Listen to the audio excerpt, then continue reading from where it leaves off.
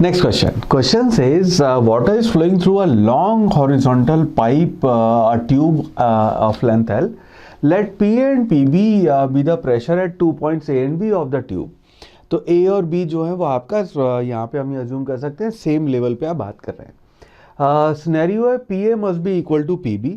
दूसरा कहता है PA must be greater than PB, PA must be smaller than PB. और चौथा स्टेटमेंट कहता है PA will be equal to PB only if the cross sectional area at A and B are equal. Now अपना scenario अगर हम कुछ ऐसे बना लें कि मान लो ये आपका पाइप है, ऐसे करके जैसे आपकी सिरिंज होती है.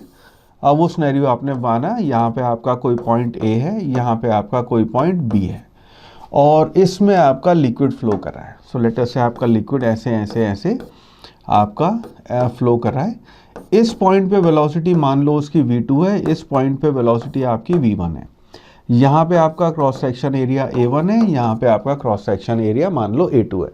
नाउ अगर हम यहाँ पे पहले बर्नौली, इस सवाल में आपकी बर्नौली और इक्वेशन ऑफ क्वांटिटी या इक्वेशन ऑफ कंटिन्यूटी दोनों की ज़रूरत पड़ेगी.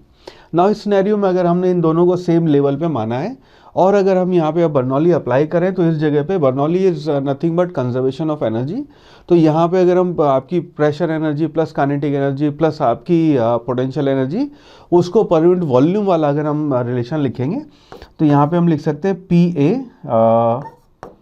Plus half rho V square, V1 square क्या लेते हैं, विल बी इक्वल टू, ये आएगा आपका PB plus half rho V2 square. क्योंकि आपका सेम ही लिक्विड फ्लो कर रहा है तो यहाँ पे आपकी डेंसिटी सेम होएगी. नाउ PB को अगर हम इधर ले आएँ, नाउ अब अगर हम PB को इस तरफ ले आएँ, सो लेट अस से हम PB को इस तरफ ले आएँ और V1 स्क्वायर को उधर ले जाएँ.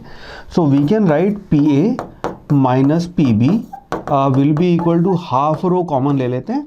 This will be equal to V2 square minus V1 square. Now PA minus PB आपका V1 और V2 की जो उनके स्क्वायर का जो डिफरेंस है उस पर डिपेंड कर रहा है.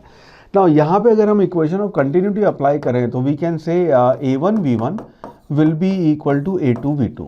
नाउ क्योंकि यहाँ पे आपका एरिया 1 ज़्यादा है और एरिया 2 कम है, बेस्ड ऑन दिस हम कह सकते हैं क्योंकि यहाँ पे आपका A1 V1 और A2 V2 आपके दोनों बराबर होने चाहिए.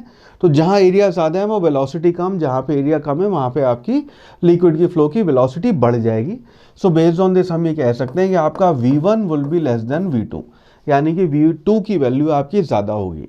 ना उसके बेसिस पे हम ये कह सकते हैं कि अगर आपका V2 ज़्यादा है V1 से तो ये जो आपकी पूरी क्वांटिटी है ये क्वांटिटी आपकी पॉजिटिव आ जाएगी. इसका मतलब है कि PA माइनस PB की वैल्यू अगर आपकी पॉजिटिव वैल्यू आ रही है तो दिस इम्प्लाइज आपका PA should be greater than PB.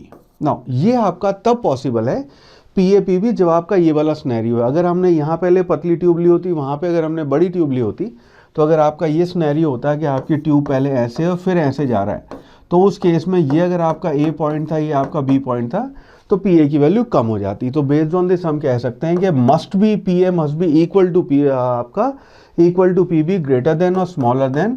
ये तीनों स्टेटमेंट आपकी सही नहीं है.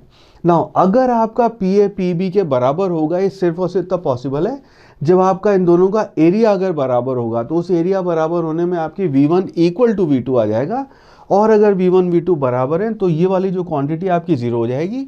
सिर्फ और सिर्फ उस केस में कि अगर आपके दोनों पॉइंट यहाँ पे हमने अज्यूम किया सेम हॉरिजॉन्टल लेवल पे है और एट द सेम टाइम यहाँ पे अगर हम बात कर रहे हैं कि दोनों का एरिया अगर आपका बराबर है, हेंस आपकी वेलोसिटी बराबर है, उस सिनेरियो में आपका PA PB बराबर होगा.